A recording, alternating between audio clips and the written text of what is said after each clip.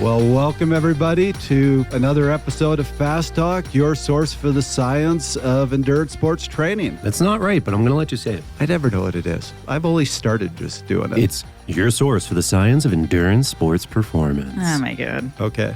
Hey, I know we want to talk about the podcast, but you know what I want to talk about?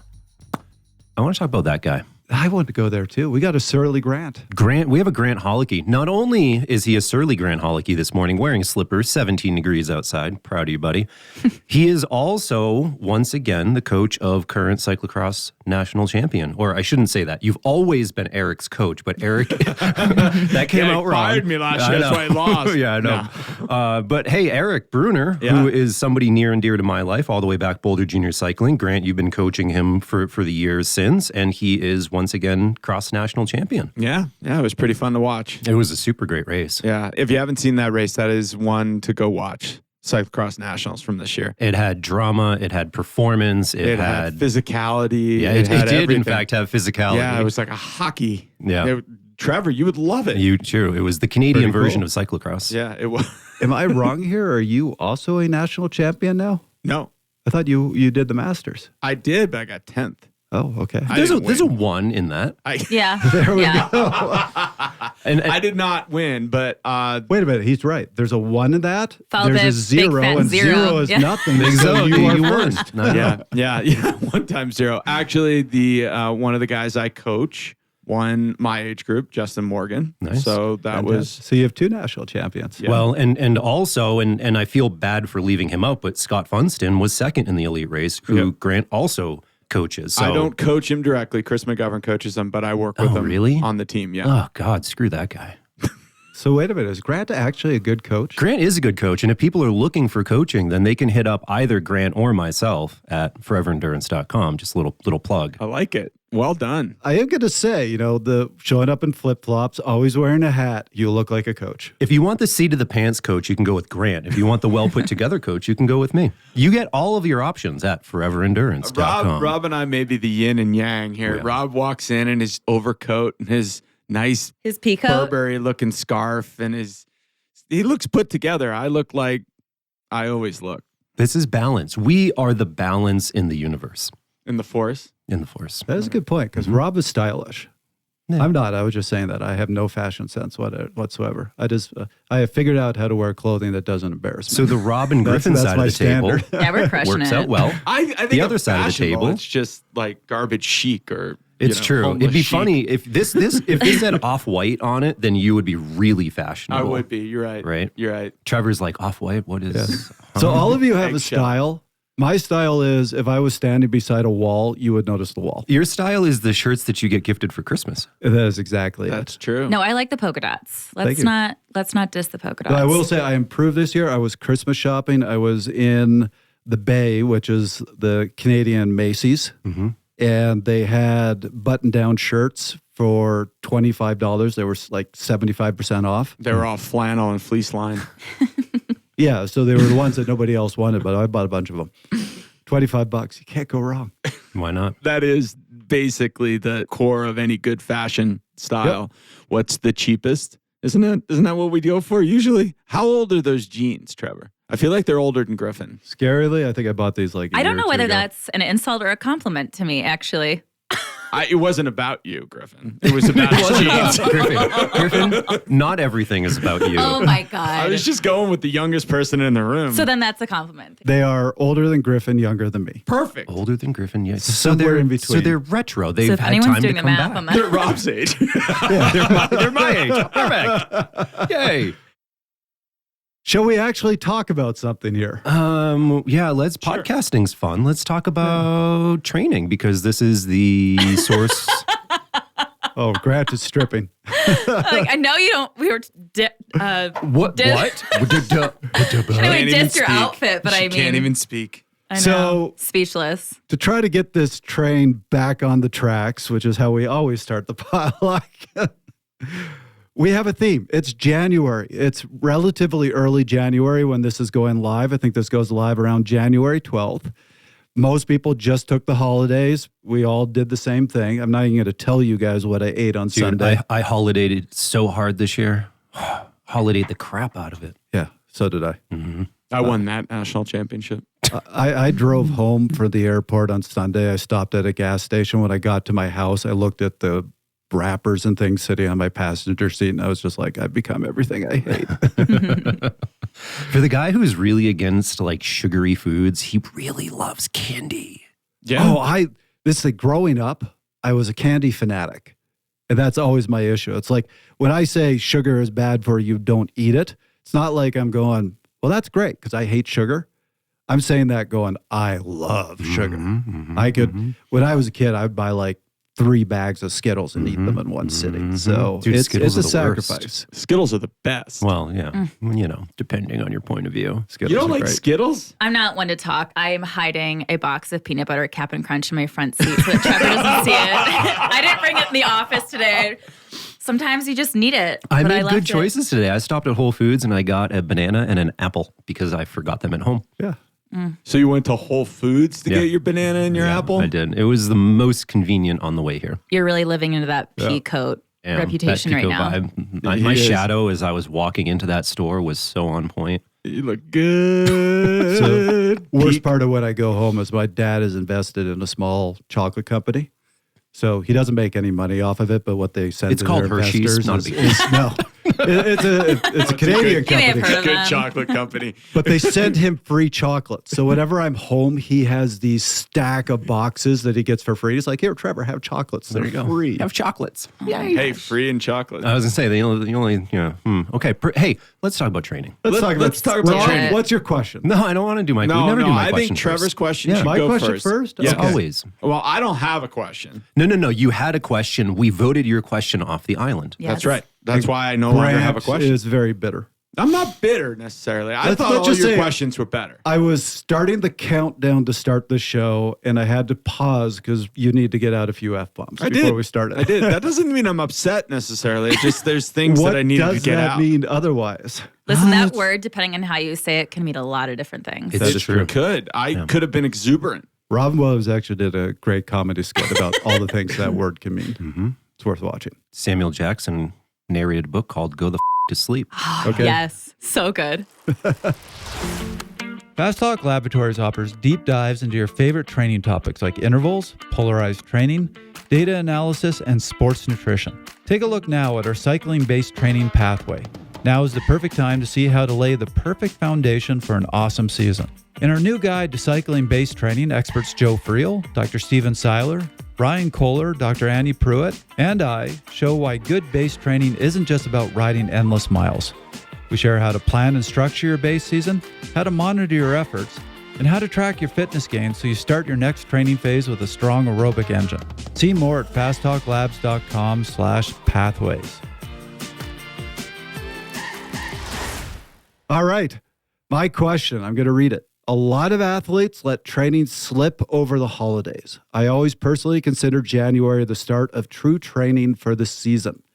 What's your favorite workout approach to January? And this is for athletes that race or their season is kind of that March to September. So I know, Grant, talking about cross athletes, the answer is keep resting. So talking more about people involved in that road season. So who wants to answer this question first? I definitely have my thoughts. Well, I think it's a little bit hard because people's seasons are starting earlier and earlier and early now. And even Masters racers in Colorado, they're traveling down to Arizona and doing Valley of the Sun or Tucson Cycling Classic or these races that are like February, Yeah, that's mid-February.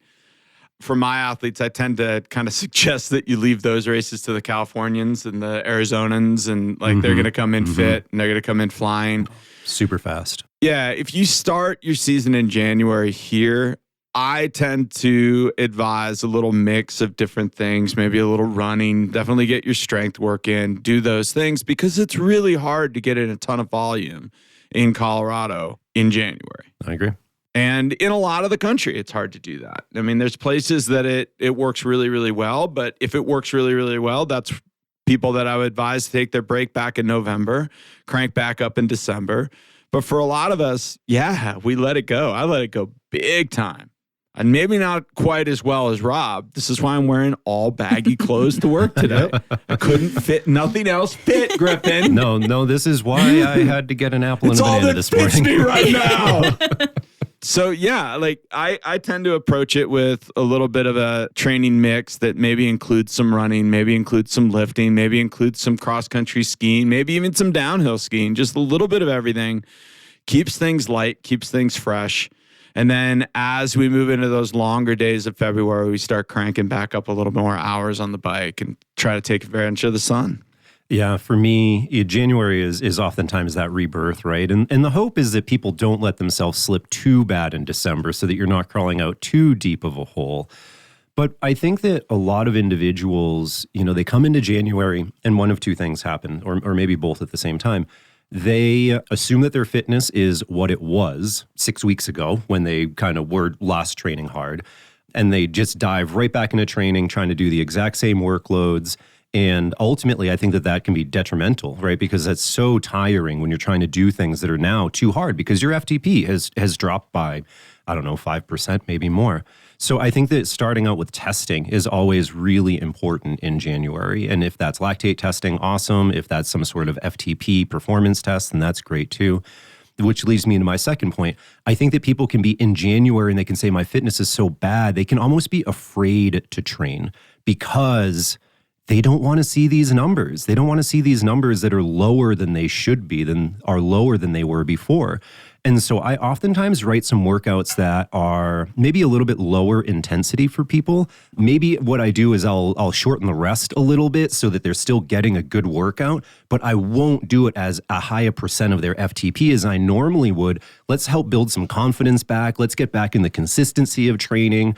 I think January is a great month to be kicking things off, but races aren't necessarily won in January, right? So the perfect workout might not be as important. So I got to give a different answer. What I love about that winter season, we talked about some people do start racing in February. So really what we're talking about is you're a couple months away from when you consider your season starting. What do you do? And to me, the biggest thing is now about getting consistent, particularly if you are on that start racing in March or April, you just had the holidays, you typically lose that consistency. You're going to have weeks where you're not training at all. And I think the biggest gains come from when you can just say, I'm going to do a couple good 3-4 week blocks where all I have to focus on is my training. Even in the season, you're going to have races and events where you go, training has to take second wheel to getting ready for that event. So you can't always be consistent about your training in season. So I love, you hit January, we're now going to do 2 or 3 of these 4-week blocks and do this nice build. I do agree with you that the intensity can really hurt. So I personally don't, there's 2 reasons to this, but I don't like hitting athletes with the really high intensity in January. One reason I love is, it. I know you do. I love this is it. where we differ. Brutal. So I'll give my explanation for why I do more thresholdy work. One is the high intensity hurts. Second is, goes back to, we've talked about this on the show, and you look at the research, the higher the intensity of the work, the quicker you see the adaptations in the plateau. Like you do sprint work, you see the adaptations in a couple weeks, and after like 3-4 weeks, you just don't see much after that. You do like Tabata type work, you see most of the gains in about 6 weeks. When you're doing work around your anaerobic threshold, MLSS, whatever term you want to use, it's 10 to 14 weeks to see the gains. So I see a real benefit of doing that work in this phase where we got a couple months of training and we can build that. And yeah, there is that argument that we've had on the show of, is it different systems or is all this work hitting the same system as one system? You're just hitting it slightly different. That's a different conversation. Well, it is all the same system, but I agree with you. And I'll tend to do, and I'm sorry to cut you off, Griffin. I know you have something to put in this, but I really want to get back at Trevor. I don't want to get between that. No, I agree with Trevor. And definitely I will do more tempo-y and threshold type work this time of year because you do need that time to build it in. The reason I like doing intensity year-round is that it's not just physical. VO2 max is a gigantic zone. I will say this on repeat, and people on this show will get sick of it, but that zone goes from 110% of threshold to max effort, and it's all purple on your computer. That's ridiculous. There's so much nuance in that zone, and there's so many different places to play around in that zone and things you feel in that zone. So I like that it's hard. Yes. I like that you can do something in January that's short, that's intense, and you get off the bike and people feel like they did something. People really feel like I got something done today. And I think sometimes those base workouts, especially when they're on the trainer and they're a little bit shorter, sometimes you get off, you don't really feel like you did that much. So that's kind of why I like that intensity. But I won't argue with the fact that this is the time of year to get some of that LT and tempo work in, and it works really, really well. I would love to take this back. You said something a little bit ago about how the season is starting to creep earlier and earlier. So my question is, A, why is that even happening? And B, does that change the whole premise of the question of what to do in January? I think that it's really hard. I face this a lot. It just seems like a lot of the races that I like to do are in April. And then I have like this dearth of event through the middle of the summer. Dearth. You like that, huh? Okay. Actually, after that, I don't. Like, It's just one of those words that you don't like. So yeah, I think it is hard, right? For the athlete, they're at the whim of the calendar, right? In some regard. And I think that there's different types of athletes, right? There are athletes that are going to race the series that is local to them. And then there are athletes that kind of cherry pick maybe more marquee events, right? And ultimately, I think the question is of the race promoters, like, why the heck are these events happening so early in the year now? Yeah. The athlete is at the whim of the race. Well, around here, you do see it. There's not a whole lot in summer because it's hot, right? And people don't want to put on races when it's super hot. But you're right. The super fun races around here are April and May. It's not just the heat. Another reason is People aren't the people around. you make the money on is Yeah. the Masters riders, and they vacation. In the Yeah, summer. they're not around. That's a good point. And I have always missed that a little bit. But I think you're right. And I don't know. I mean, that does bring us to a whole nother question is, are we talking about that in January? Are we talking about that in December? And there's these big picture arguments about the calendar. I mean, this is why we moved Cyclocross Nationals to December, because everybody complained, I can't train through the holidays. Yeah. Which to me, I won't get on my high horse, but it's ridiculous. You're preparing for a single 1 hour or 50-minute long Masters race. How much do you really need to be doing? Like, give me a break and enjoy yourselves. It's not the end of the world to have a beer. This is, as we said, the coach of current cyclocross national champion. But I want to come back to something that I think Trevor said, the streak. And I'm a big believer from a mental performance standpoint about the streak. That the whole point of a resolution or the whole point of getting back to something is getting back to the rhythm and back to the streak. Yep. Give yourself Consistency. the 3 days in a row, the 4 days in a row, whatever that is. So creating a way that allows you to still be interested, or if you're coming off a super hard off season like Rob did, and by hard, I mean he like off seasoned hard. I did. He was all in on his off season. December was, yeah. And I did too. I weighed myself at the gym yesterday, and I don't care too much about my weight. And it was little, Yeah. crud muffins. I got to get going here a little bit. And to me, that becomes about the streak. Okay, I did a run today, and I'm going to do this tomorrow, and I'm going to ski hard on Saturday. It doesn't matter what those things are. It matters that you get something done on a regular basis. Because for most athletes, as soon as you're back in that streak, you're back in it. You're going to get excited about it again. And you're going to see this movement toward. And I think that's really where we need to get back to is instead of this rest running away from, let's get this movement toward. It's something I want to quickly address to Griffin's question. I think is really important for people to understand. I see people all the time that go to Valley of the Sun or go to these February races and go, I'm getting a leg up on the season. You're not. All you're doing is moving your season. You're starting it sooner, and you're going to start feeling stretched sooner. I remember when I was managing Team Rio Grande, we had this rider on the team who lived down in California, and he went to those early January races, and he was killing it. And he sent me this really exciting email, go, look how well I'm racing right now. I'm going to be crushing it this season. And I sent him an email back that he didn't understand, saying, I'm really concerned. And sure enough, he crushed it in January and February. By the time Team Rio Grande went to their first race in March, he was already overtrained. and he barely went to a race that season. Mm-hmm. And I think that that's what you have to be considerate of, right?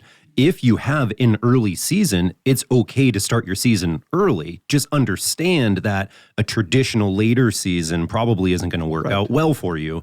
And as long as everything works together, I'm okay with people starting in February, but just don't expect to be good in the middle of the summer. Or you can expect to be good, but you have to split this up into 3 separate seasons. You're going to be taking a week off in late May or early May if you're training in January. So, we've talked about this a little bit more about how the athletes, and we talked about it with Joe Friel, about how athletes are having to peak over and over and over again or hold these peaks, and how do they do it? This is one of the ways they're going to do it. Yeah, they're starting earlier. Yeah, maybe they're even ending later, but there's these breaks that are built in so that it's hard to do that super traditional long build-up periodization piece. Instead, you're hitting it.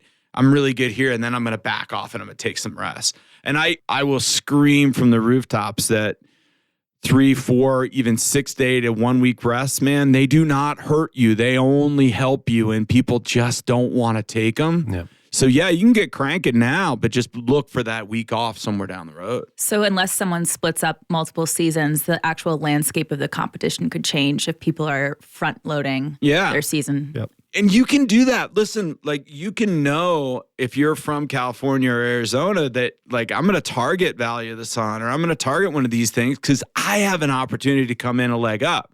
So I'm going to do really well in some races. Don't target Valley of the Sun. For a variety of reasons. I've got a bias here. I apologize. The organizers of the Valley of the Sun are going to hear this and hate me, but I just don't like that race because everybody's like, I got to get a leg up. I'm going to show up. Particularly Cat 2s, and I'm going to get my upgrade and be a Cat 1 by March. Yeah. Everybody shows up. Nobody's been at Peloton for 6 months. Yeah, and it's sketchy. It's a crash fest. Yeah, it's sketchy, and it's nobody's fault. But when you look at your season, you may decide to target an early race because it suits you or it's good for you. Understand it, then build in a break somewhere so that you can go to the next race that suits you. You can't hold an April peak. You can't hold a March peak. You sure can't hold a February peak for 8 months. Mm-hmm. No, you can't. Last thing I will say to that, and then we'll move on to Rob's question. People, when we say this to people, they look at the pros and go, well, how do the pros do it? They race February to October. Couple answers to that. One is they're pros. They've been doing this a long time, and they have a stamina and resistance that most people don't have. B, there's 2 types of pros. There is the domestique pro who really never peaks. They're just kind of 80%, 85% all the time, and their 85% is good enough to do some damage in a pro race. And they're just able to go to race to race to race, but they're never on top form. If you look at the guys that are trying to win the Tour de France or the big events like a Tade, you don't see Tade in the March races of February, or if he is, he's not doing much. Right, he's bundled up. Well, and I think that that's a great point, right? Oftentimes people will look at somebody faster than them and assume that that person is always on their peak form and fitness because they're beating you. Here's the thing. They're just faster than you. And oftentimes they are not trying that hard. They are not on their peak. I think what Zonhoven was this weekend, and I saw a quote from Vanderpool, and he demolished everyone in that race. And his quote was something like, I tried not to expend too much energy this race. Yeah. He's just that much better. He is, trust me, he is not racing 100%. Right. But one of the things that I will definitely say is that I know we tend to look at this and go, I'm out of shape, I'm behind the 8 ball, I'm all those things. And all those things may be true. But in my mind, it's not very hard to get an athlete to 90%. It's very hard to go from 90% to 100%. Mm-hmm. You can be very good at 90%. You can be competitive at 90%. You can use racecraft at 90%. And 90% is better than 110%. Absolutely. So remember that it doesn't take that long to get to 90%. I would argue you can get there in 6 weeks. You can get there in 2 months, no problem. It's that next leg up that takes us this long time or this period to get there. So you can look at yourself in January and go, I'm out of shape. I'm in this weird place where I'm like, I'm actually in decent shape, but I'm a little overweight. That's fine. It'll come off. I know how to get it off. I know how to do those things. But I'm not panicked. I don't get into a panic mode. I've had athletes that got sick. Everybody's getting sick this year. Mm-hmm. The respiratory stuff that's going around, you will get sick and you'll get knocked out for a week or two. Yeah. Don't stress about it. It's going to be okay. We can get that back. You're not as far behind as you think you are. And it comes back very quickly. The top end might take a little longer. That's okay. But we can get there too. And that's always my goal with the base season. Yeah. When you come out of a successful base season, you should be able to hang to the end of the race with the people that you want to be competing with.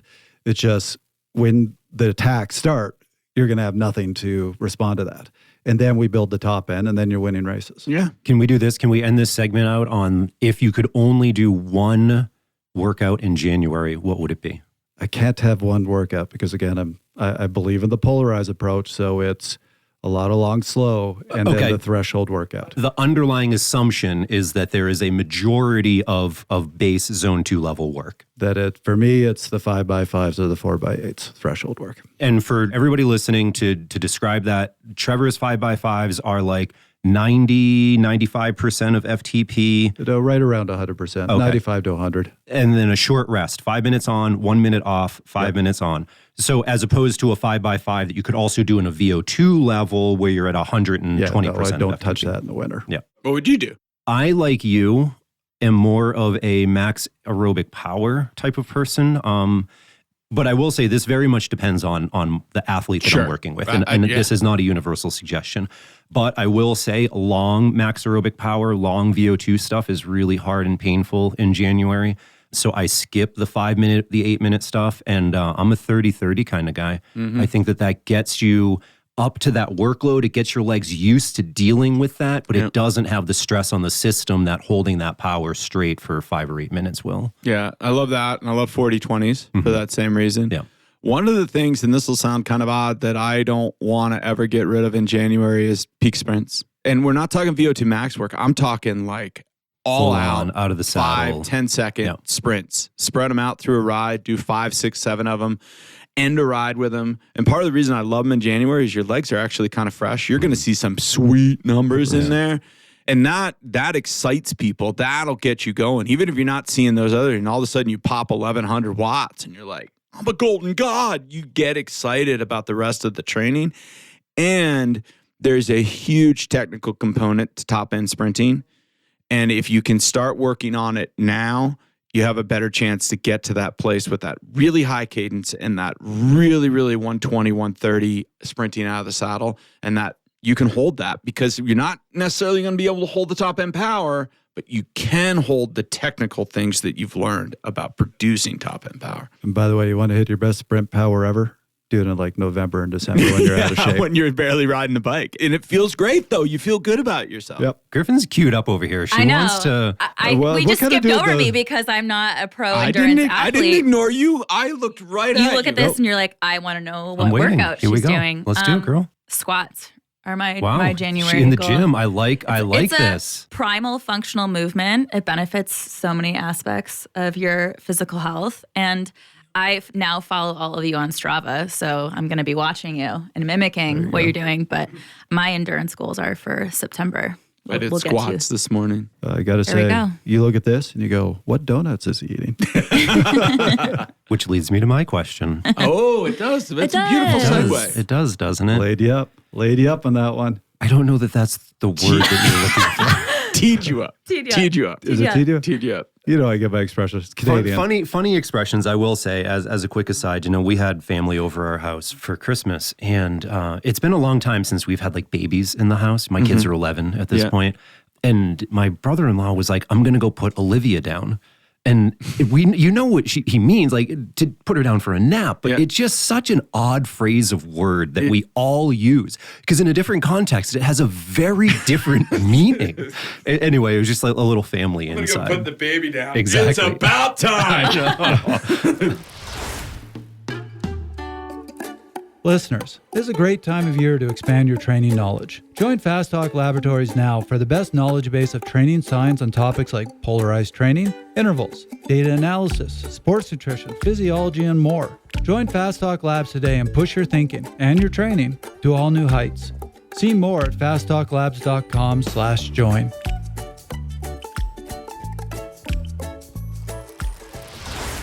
Let's see. Holidays. I got on the scale much like everybody else, and I looked at the number and I gasped much like everybody else.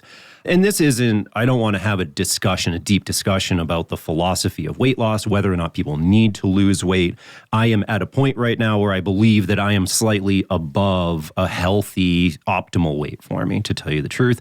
This is not about becoming a skeleton to win the Tour de France, right? I need to put that caveat out there. But what I'm actually interested in, and because everybody is different, and for me, nutrition stuff is so individualized for people, I don't always think that there is one optimal thing. I want to hear from everybody, what practical tips or what practical actions do you include in your daily life to improve your nutrition, to improve your body composition, and why do you do those things for yourself? And my hope is that the listener can identify with somebody and say, oh God, I feel exactly the same way. Maybe that will work for me. Should we have the contest? I left at 162 pounds, 172 this morning. Wow. Okay. 10 pounds. Really? Yeah, I'm about that. I'm about 10. 10 over. I'm about 10. That's better. I mean, I'm like 6 over. No, I'm about 10. And 10's pretty normal for me. I think some of it, for whatever it's worth, I think some of it's that I was doing 20 push-ups a day all through. Yeah, dude, you're swole. I don't know about that. But I do put on weight, muscle fairly easily. Yeah. No doubt. And I'm significantly under, so I'm going to provide like, a very guys, I different. lost weight, Yeah, so- no, I did. I went home and I was like, darn it, like I've been trying. Yeah. Okay, so let's expand my question. I didn't want to Griffin, go you can first talk on from this. the other side Yeah. too. Well, I didn't want to go first on this, but I will lay something out there. The key to everybody in this room, whether you're underweight or overweight, is we got out of our routine, Yes. right? You can just leave it very simply as routine. Somebody like Griffin who has to pay attention to what she eats to make sure she stays where she wants to stay, because she's always anxious and she's like a, scared little bird, and Trevor terrifies her. back. And anytime she's in the office, she's just like tweaking. No. Yeah, that's No, the way it it's goes. more like you walk in and I'm found giggling in a corner somewhere. Is Yeah, probably from all what the it's actually. Yeah. Whatever it is, there's a metabolic rate that's nice and high. Getting back on point, that routine, if Griffin has to focus on the right amount of food at the right times in order to stay the weight she wants to stay at, that's just as much routine as myself making sure that I am eating oatmeal in the morning or not having the beer at night or whatever those things are. As much to me as they're not choices as they are habit and routine. And January is a time that we can get back to habit and routine. So for me, the kids are out of school. I don't even try anymore. No, I don't try to hold my routine when everybody Right. else around Can't me do it, man. is off it. It's hard. This is the time that I get to enjoy that and not have any guilt over that. So I can go and have a couple beers a night or go and do those things or eat differently in the morning or eat dessert, because those things are social. Those aspects of what we do are social and they connect us to the people around us. And usually for me, I'm with family and I'm with those people that I really want to be with. Those are connecting pieces to those things. So I'm going to lean into them and I'm going to enjoy them. But then I get back to January and I look at things and I go, okay, kids are back in school. I can fall back into what is my routine. And that routine, I know, will drop the weight off that I need to get off. It will get me back to health and I can move forward. That was more insightful than I expected. Yeah, that was great. That was very good. This is why I don't ask questions anymore. I'll just sit here and give input on yours. I was expecting a much surlier Grant today. I'm never really surly. I think the habits is a great point, as long as there are no other underlying conditions that are Absolutely. right. Like that's the caveat. Well, you're the one that's going to think that way, obviously. As Yeah. well you should, right? What are the underlying, Right. What are the medical pieces? What are the health Exactly. pieces? And you're absolutely right. And I'm fortunate, right? I'm in a place where I don't have any underlying issues. There's a history of high blood pressure in the family, so I don't drink caffeine anymore unless it's a race day. And there's little things like that I'll focus on. But I don't have to worry about these other pieces of the puzzle. So I can go and eat more sugar. For me, it's sugar, Yeah, right? That's it for me too. Added sugar. I made a shift years ago. I remember this, that I went to natural peanut butter instead of all the sugar that's added in typical peanut butter, and I lost 2 pounds. Like it's noticeable. Stopped drinking Coke and I lost weight. Oh yeah. And for me, I have these little promises to myself, and they're not necessarily the healthiest things, but on this day when I know I've worked really, really hard, I'll have a bowl of ice cream, and it's that kind of stuff that's part of my routine. My routine is not living like a monk. It's hardly that. It's just knowing I don't drink on the night before my kids have school because I got to get up early and I got to do those things and I need to sleep well. And so they don't have school, I'll have a beer. Maybe I'll have 2. I had to go chase Eric Bruner around for 3 hours on the bike. I'm going to have a bowl of ice cream because I'm probably undercaloried At that point, anyway. yeah. Right? You're done for. But all of those things, and even those little treats, even those little pieces are part of my routine. I've figured out a way to work them into my routine. So my routine feels good. It's not abstinence. It's not like I'm starving myself. It's just part of life and it rolls. Yeah. So I absolutely love this question, to the point that, as you know, we're working on a book right now, and there's going to be multiple chapters in this book addressing this exact question. I absolutely love reading the research and thinking about this. And to your point about routine, I'll give you a little physiology behind this, because I'm the same thing. And part of my routine, when I'm not just at the weight I want to be at, but eating healthy, which is really important to me. To me, they go hand in hand. If you are eating healthy, your body's going to find a good weight. Yeah. So part of my routine is eating a low glycemic load diet. So I'm never really spiking insulin. And when I'm eating a low glycemic load diet and I'm in a routine, I have my cheat days. I might go over to Pearl Street and they got this great ice cream shop there. I'll have some ice cream, spike my insulin a little bit. But I go, hey, I really enjoy that. Tomorrow I can get back to the routine. It's when you get out of the routine. So when I go home, I don't want to offend my mom. I eat a lot of her cooking. I am eating high glycemic load day after day. And there's a certain point, and there is research on this. So here's the issue. Insulin it's kind of this catch-22 thing where eating a lot of sugar, eating a lot of high glycemic index or high glycemic load foods spikes insulin. But insulin increases hunger signals. So you're eating and you're getting hungrier and hungrier as you're eating. And there's further research showing that at a certain point, it impacts the part of your brain that is basically your control center, your willpower. And they have done research showing it literally shuts off your willpower. So I go home trying to eat healthy, but I'm getting these insulin spikes. And there's just a certain point, it's 4 or 5 days in, where I go to the cupboard, there's all my dad's free chocolates. And I'm sitting there going, I shouldn't eat these. And I'm saying to myself as I'm slamming it off the shelf. You're saying it between bites? Yeah. Like I will put down 10 chocolates. Yeah. And go to bed with my heart racing and everything. I was going, why did I do that? I know. And there's an endorphin spike when you get sugar too. And that's something that you want, you crave, and you want it over and over and over again. So there are these negative or positive feedback loops, however you want to word them. And like I said, and I hear what you're saying about ice cream every once in a while with those things. That's why I've worked it into my routine. Like I can get to Friday and know I get to have a beer, or I can get to Tuesday night and I'm going to have ice cream with sprinkles and I'm going to really enjoy it. And to me, that means that I've worked those endorphin rushes or those, pleasure-seeking moments into what I've done. And that way I can continue in perpetuity with it. And it feels good. But at the same time, I know that when I go home, much like you're saying, Trevor, I'm just going to lean into it. I just know this is the way it's going to be. And it's going to be okay. I go back up to state New York. I'm eating chicken wings. I'm eating pizza. I'm eating really good burned dairy ice cream. I'm going to go down those roads because they're fun. And it's okay. Here's my counter. Here's my concern. Because I used to be the same thing, and it's the holidays. Let's let it go a little bit. I'll put on some weight. I know I'm going to lose it in January. I'm not worried. But as you know, I've got AFib. Yeah. And this is back to what Griffin was saying. Getting those insulin spikes down. So I do not eat simple sugars anymore. Yeah. And my AFib was pretty much gone all fall.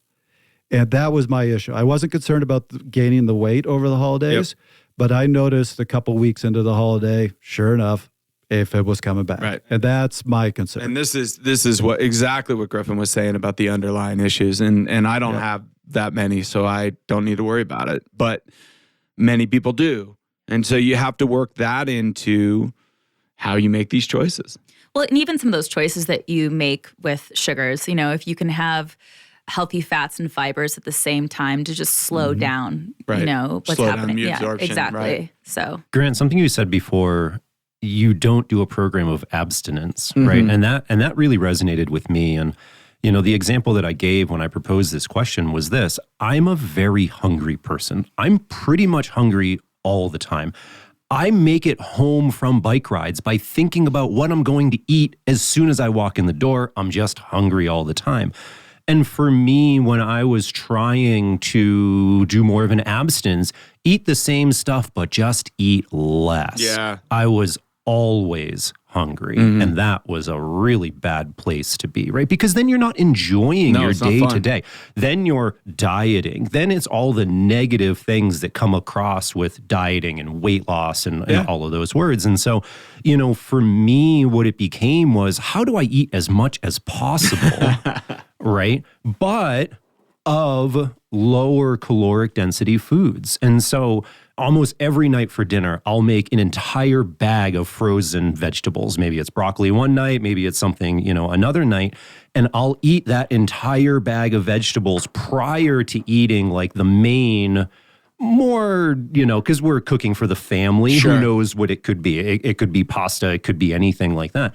But by eating a large density of, or I shouldn't say a large density, a large volume of food like that, I'm able to eat less of the things that taste really good, less of the things that are just filled with cheese and carbs and everything else, but still walk away from that meal feeling satiated, as opposed to just being like, I'm just going to eat a half a cup of pasta and one meatball and be hungry within 30 seconds of walking away from the table. Yeah, and I also think there's a piece to this that you eat what you really like last. Leave the meal with that taste in your mouth of the really, really good stuff. I mean, and this is straight psychology, right? Like, one of the things that you're doing and you don't even know that you're doing is like, I do this all the time with vegetables. I get them out of the way and I'll eat all of them first.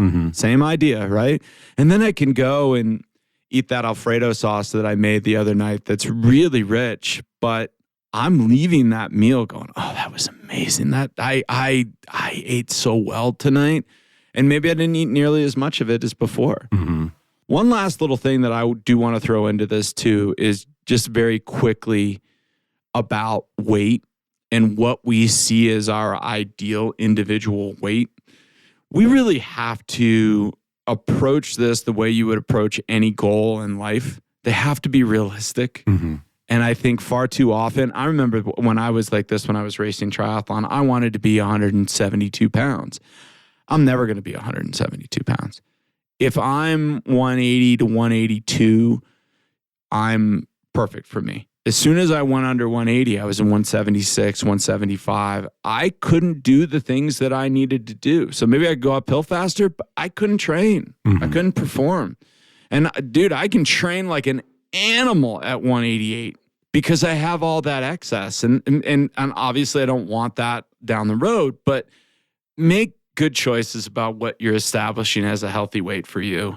And understand that, and the last thing I will say, and I've done this with athletes for years and years and years and years, the more you pay attention to it, the harder it's going to be. From a different perspective, I am significantly underweight for myself at this point. And we did all the labs and tried to we found like a couple of things that might have been contributing to it.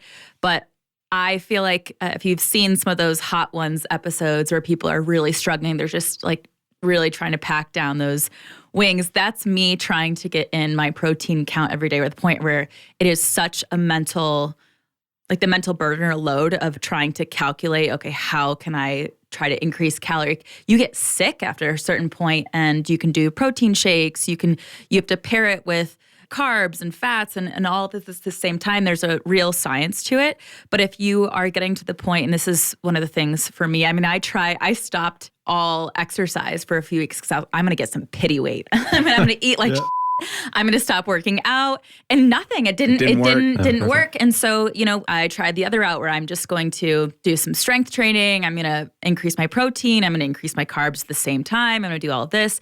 And the mental load of that stress of trying to make sure that I was doing all the time made that worse. Right. So for me, it's about sneaking things in addition to whatever I'm doing, so that one, I'm trying not to stress about food or calories and protein because it just makes it worse. So I'll eat the things that I like. I try not to stress about it. I know that I can afford to gain a little bit of, if you want to call it, unhealthy weight right now.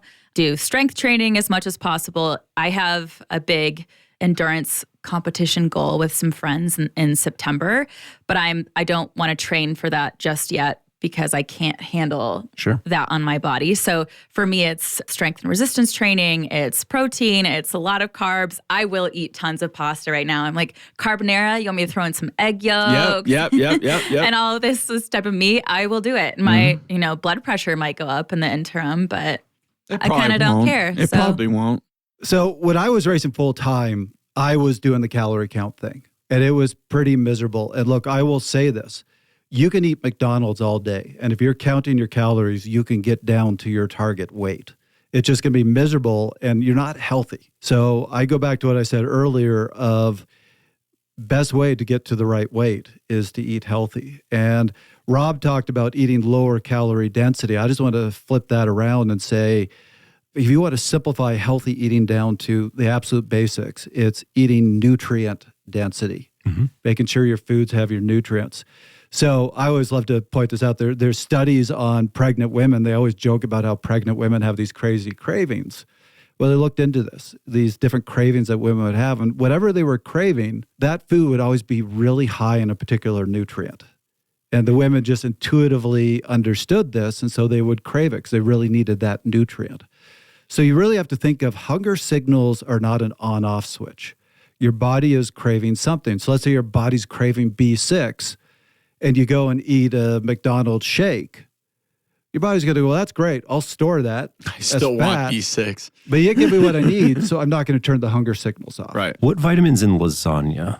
Not a lot. I was going to say, what's in the peanut butter Captain Crunch that I was craving? Right. Well, that's fortified, so it's healthy. So you want to turn off the hunger signals, focus on nutrient density. And I'm doing this off memory, so I might get this slightly wrong, but there is actually a table showing the most nutrient-dense categories of foods to the least. And I could always remember the top of it. I might get the bottom part a little bit off, but it basically goes most nutrient-dense. Vegetables, then seafood, then fruits, then lean meats, then eggs, then legumes. Rounding out the bottom three of the list, now I can't always quite remember the order, is milk or dairy, grain products, so your pastas, your breads, and bottom of the list is nuts and seeds. I'm going to take this back all the way to what I said at the beginning. And I think for everybody, everything you guys are saying, it all comes back to routine. If Griffin's going to get enough of the food in and enough of the calories in, she has to plan her meals, plan her snacks, plan what it is, and hit the routine and know you're hitting the routine. It takes so much stress out of the equation. I'm going to prep for, this is when my ride is, and I'm going to eat lunch after this ride. I'm going to eat this snack so that I don't go into dinner having not eaten for 6 hours and be starving and eat a giant meal, which our body is going to store away all that fat. And then I'm going to get done because, as Trevor said, you can't turn off the hunger signals necessarily. And I still want sugar because I'm under-caloried. So I'm going to go eat ice cream. Routine is everything. When do you eat? How much do you eat? I don't even think it matters how much you eat. The regularity of eating, whether you're trying to gain weight or lose weight, can have such an influence on what you're trying to do, because you're not going through these big periods where you're getting under-caloried and you're gorging yourself. So for me, always going to come back. Routine. Establish one that feels good. Establish one that you like, that you can hold on to, and move forward with it from there. I feel like this conversation went a little bit more philosophical and nutrition science than I wanted. So I'm going to throw in a couple more tips that I was thinking of. And Grant, you really brought this to the forefront of my mind when you were just speaking. And that is, you pointed out, you have to be on your routine so you don't end up at the gym starving because you haven't eaten. This is another one of the sort of tips that I try to follow is even in times where I'm trying to lose weight, I still continue to eat throughout the day. Yep. Because what ends up happening is you're like, well, I'm going to skip lunch and then I'll have less calories. And you go for that ride and you're dead tired and you bonk out on that ride. So you get home and you eat 1,000 calories of peanut butter or peanut butter Captain Crunch, and things are now blowing out the window. Right. And you're because knocking stuff off the counter into your mouth. Exactly. Like because you tried so hard in one Everything direction. with Trevor. No, like you told that story about laying on the floor, knocking things off the counter and eating them. I will always remember that when I come back from a ride bonked. Yeah. So that's why I brought up the nutrient density. So when I was training full time and eating a lot of high glycemic, low nutrient density foods, I was starving all the time. I couldn't go an hour without eating. When I eat a really nutrient dense meal, I can go 5-6 hours and not even think about eating. Oh my gosh, what's that life like? Yeah, I know. If I don't eat every half an hour, I turn into that gremlin from the movie, The Trolls, you know? Oh, really? Nice. Was it like early 90s? Yeah, maybe. Yes. The grandma's movies Rising where if from they the eat sewers. after midnight. Burr, winter. The air is cold, but you're getting back to conditioning and looking to rev up your training.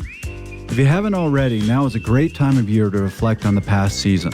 Specifically, when it comes to data and recovery, two very important metrics in endurance sports. Visit Fast Talk Labs and take a look at our pathways on recovery and data analysis.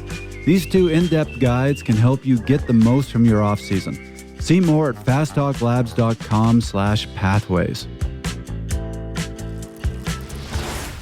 All right. Well, we are at 55 minutes. This one's been going long, but we still have a great question from Griffin, and we're going to cover it. So, Griffin, take it away. Yes. So my question is, when an athlete is looking to try out a new sport, whether it's in addition to or they're shifting their focus, how does one set realistic expectations and make a proper investment of themselves into this new sport?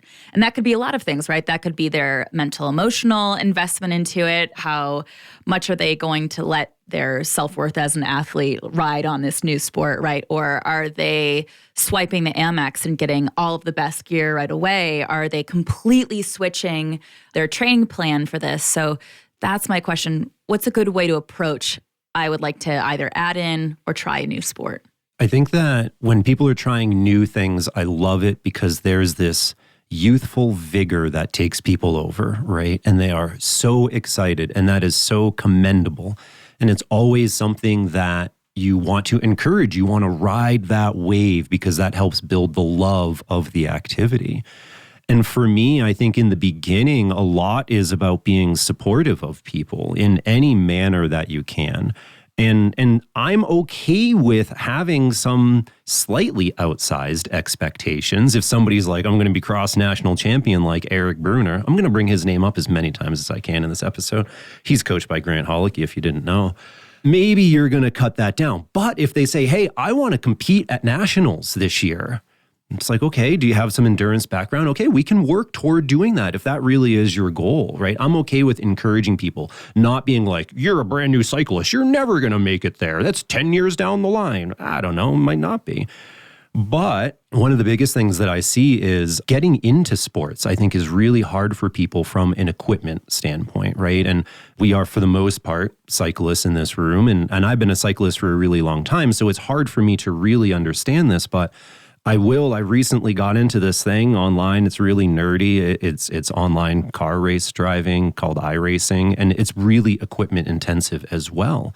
And for me, I went in and I bought the less expensive stuff, right? I bought used stuff. I tried to spend as little money as possible until I knew that I was in it for the long run, because I wasn't out that much if I didn't like it after 3 months, if I didn't have time. But I will say, when I upgraded from that beginner entry level stuff, I upgraded to end game sort of product. You know, okay, I'm in it.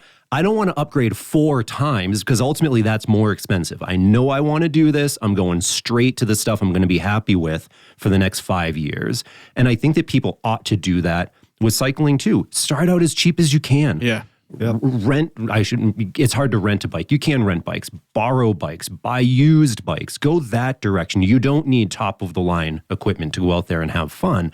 Make sure you love the sport and then invest your money. A good example of that, I sometimes work with athletes to say, I want to try out time trialing.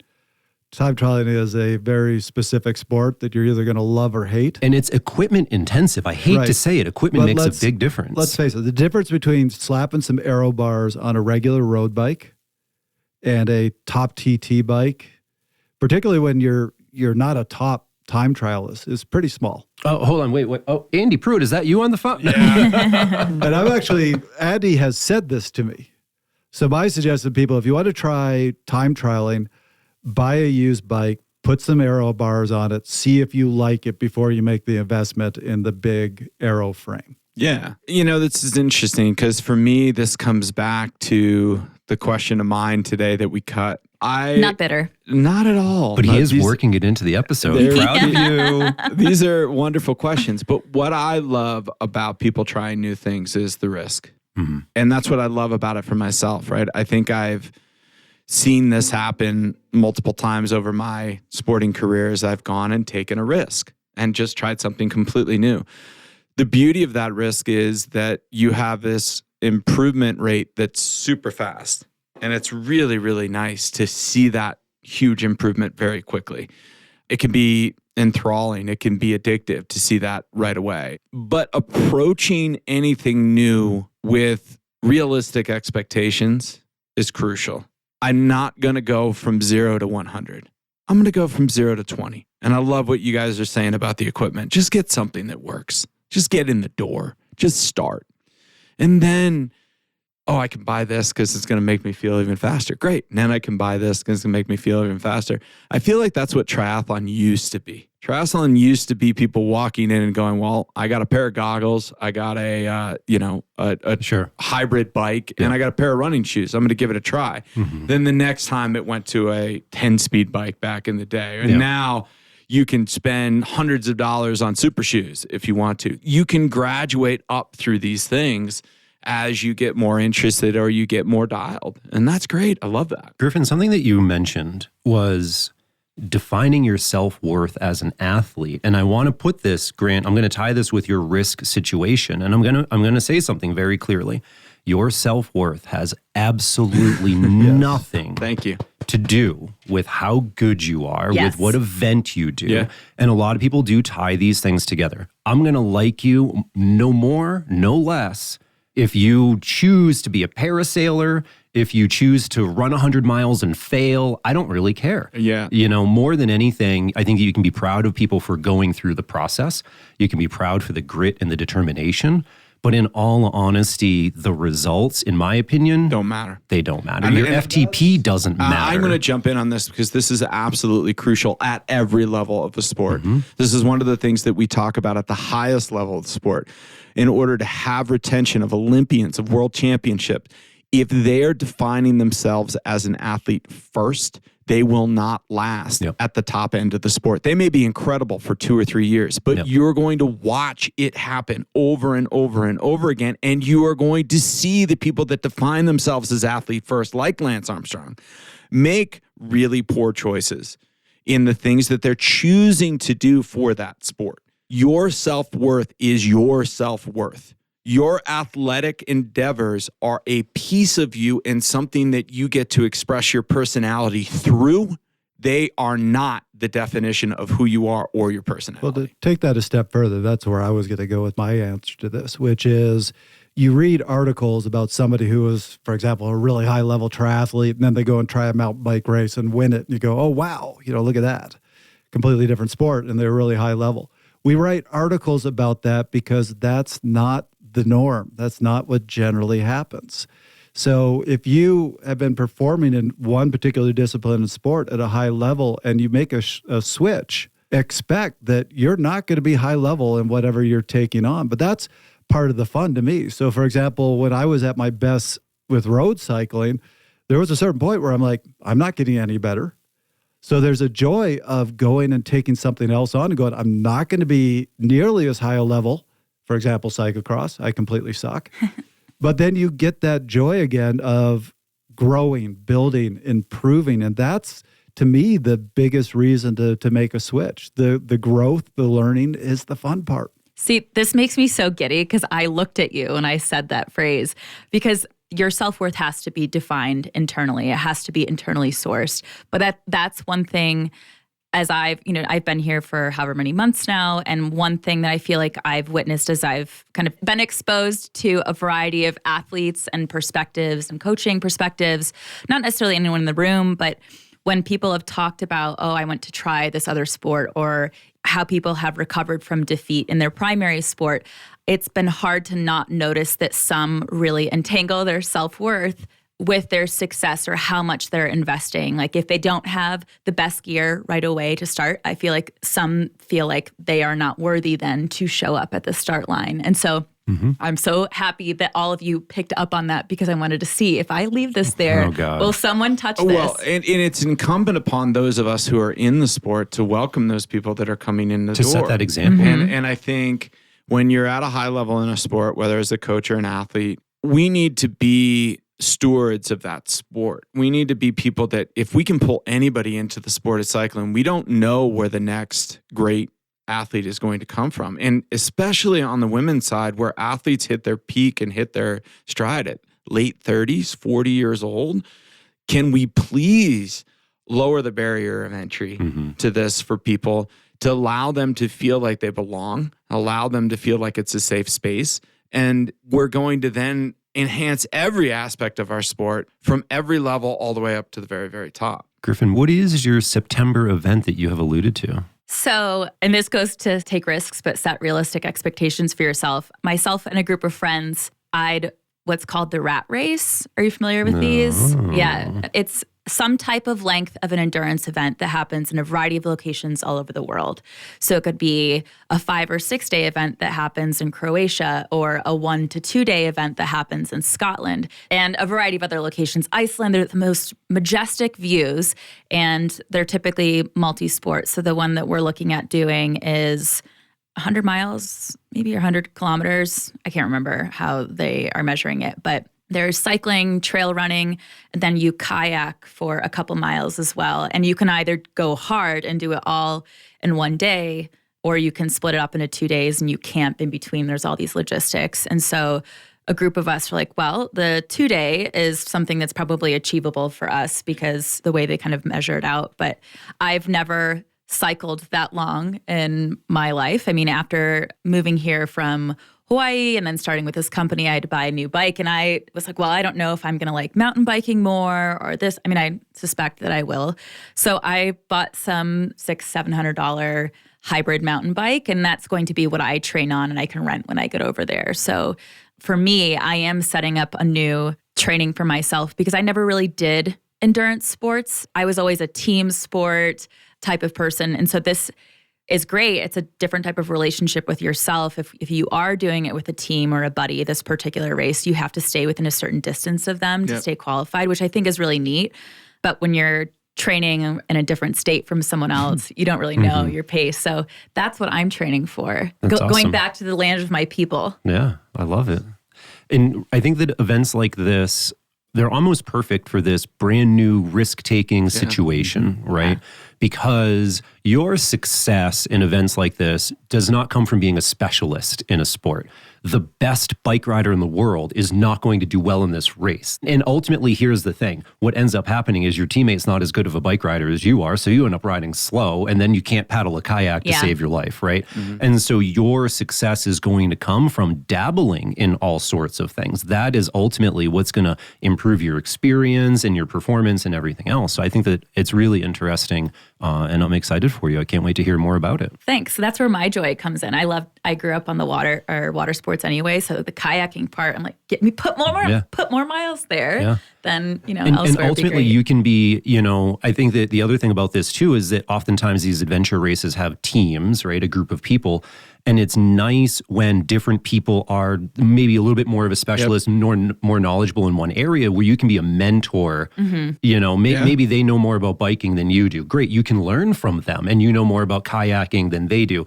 vice versa. Yeah. So can I hire a cycling coach through your company? Do you guys know Grant? any? Do you know any? I know a guy that coaches Eric Berner, but not Scott Funston. So I know that guy too, actually. That guy's in the company too. So we're sorted there. Yes, you can hire somebody. And as we were talking about earlier, it's nothing better than beginner athletes. It's so much fun to coach beginner athletes. Yeah. And it sounds like for the female comment you just made, I'm about to enter my prime in the next You're few going to years hit it, here. man. You're going to hit it. From an endurance point of view, there is so much upside in the late 30s for female athletes. That's the first time someone has told me recently in my 30s that I have so much ahead of me and something behind me. You do. You have a If lot something ahead of isn't you. expiring, they're like, no, there is so much hope for you now. This is when things begin. Oh, great. Look, if your aspirations are to be a football player, yeah, sorry. Yeah, they may be over, or a top level sprinter. But They may be over, but Dirts athlete, you got Cornerback. decades. So on this note, I got to share a quick story with you from the holidays because I've been getting more and more into running. It's exactly what we're talking about. Try something different. Grant's just shaking his head. I've actually really started. I used to hate it. I like it really too, starting yeah. to enjoy it. yeah. And I've said I'm a really slow runner. So over the holidays, I was out for a run. I'm like, oh, I'm doing a good pace. Like I'm on pace for my best 10K ever, which I got. And I was so excited. And then I got together for dinner with my nephew who just ran a marathon. And I'm like, dude, I ran my best 10K ever. He's like, how fast did you go? I'm like, 54 minutes. And he looks at me and goes, that's not fast. I'm like, but it's fast for me. Yeah. Similar when I was in Lake Placid. You know Lake Placid, right? You've been Yeah. to Lake Placid. I was friends with Lowell Bailey, who eventually became biathlon world champion. His sponsor had switched from Atomic to Rossignol, so he had a basement full of like World Cup level atomic stuff. And he was like, hey, I can set you up. And so he gave me an amazing pair of skis that had World Championship inspection sticker on it. And I show up at Mount Van Hovenberg, the Olympic venue, fall on my face trying to put the skis on, because the glide is so good. I get out there and I feel like I am crushing it. The wind is coursing through my hair. And I get back and I brag to Melissa. I was like, I just skated 10K in this time. And she just looked at me in deadpan. She's like, you could have run faster than that. And it was like, oh God, I'm bad at this sport. And that's okay because that makes it fun, right? Oh man, yeah, I love that, and I think it's a great point to end on. We were all beginners at some point. Mm-hmm. Yep. Every single one of us in every sport we've ever done or tried, we were all beginners at some point. And we had those people in our lives that supported that.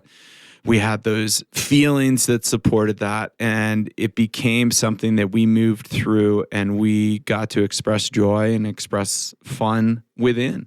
And it's really important that all of us kind of foster that in other people. And I think it's really cool what you're doing. And I think it's cool whatever anybody is out there trying to do, because that risk and that chance that you're taking, you're just going to find out so much about yourself by doing it. And that's what sport's about.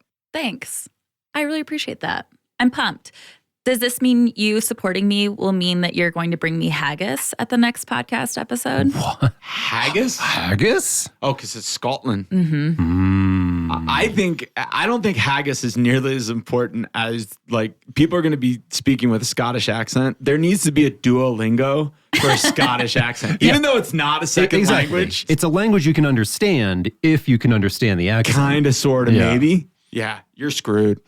You're going to need a Scottish translator. All my family can do the accent because we are Scottish, and that's the only accent I can't do. It's like I could do a thick Russian accent. I can do all these other accents. My French is even, but you ask me again to give the accent of my own, like, mother tongue, and I can't do it. No. I can't even do a Canadian accent, and I was born with No, one. you No, you do can't. do the You do yeah. Canadian thick. accent. Oh no, I went to. I go to Canada, and everybody's Toronto's like, "Oh, you're American, right? Because you have an American accent." It's so sad. I see that. I can see that. I'm going to Tabor, Czech Republic, for World Championships.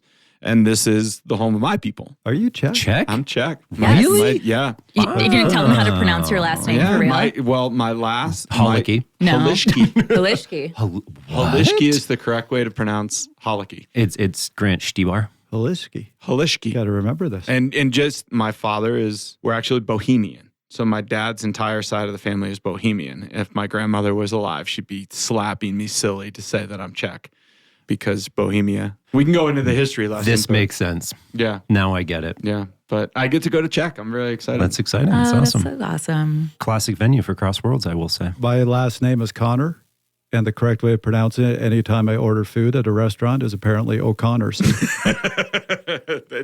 Is that the restaurant you're at? O'Connor's? That's a great... Whenever I order food and they ask for my name, I tell them Trevor Connor, and then they start yelling, Kevin O'Connor. Kevin O'Connor. And Listen, I'm like, how did you get that? You should open a Canadian restaurant. Wait, was that the kid in Home Alone? I was just thinking this. Named O'Connor's, and they'll serve fine Canadian cuisine. What is Canadian cuisine? Poutine. Just poutine. Everywhere, just poutine. I did go to the Canada Pavilion at Epcot. We went to the restaurant to eat the Canadian food. We looked at the menu and I'm like, I've never had a single one of these things ever. I was always wondering what Canadian food is, but poutine is high on Basically that list. poutine. Poutine. All right, Griffin, you want to take us out? And the rule on the potluck, you can't read it. Have you been doing it? She has been I doing it. haven't been listening. Let's see if she can remember. Guys, I don't know how to close out a potluck. I've That never was closed another an episode episode of Fast before. Talk. Starts with, that was another episode of Fast Talk. Keep it going. That was another episode of I don't know what the fuck that was. Kelly will beep it. You can say Okay. it's fine. Just ask Chris Case. No, you can't. Wait, and then what do I say? That was another episode of The thoughts. And opinions expressed On on this this podcast. episode are those of the individual. Oh my God. Into the mic. Okay. That was another episode of Fast Talk. The opinions and perspectives expressed on this episode are that solely of the contributors and not of Fast Talk or Fast Talk Labs. It really of no value. Please visit you're the socials person. You're pushing this. I know, I'm excited, but I'm nervous right now, guys. You're all staring at me. Why are you doing this? Because it's a thick sweater and it's warm back here. I The know. lights are making me sweat. I'm feeling a little I know. stinky, not going to lie. Be sure took to off my leave us a sweatshirt. rating and a review. To learn more about Fast Talk and Fast Talk Labs, please check out our website at fasttalklaboratories.com. Except it's fasttalklabs.com. Did I just say Fast Talk Laboratories? Yes, you did. I can't spell laboratory, so labs. Yeah, thank you. Fasttalklabs.com. I don't want to do this. This is making me nervous. You're doing it. I don't like You're it. doing it. No, I want to Take stop. a risk, Griffin, I didn't sleep last night. Griffin, let's just be clear. If you did it right on the potluck, we would kill that and then make you do it Oh wrong. my God. Kelly, don't let any of this see the light of day. Okay. To be coached by the coach of national champion Eric Bruner, you can visit There we go. foreverendurance.com. Can I just For record this? Grant Hollicky, Griffin McBath.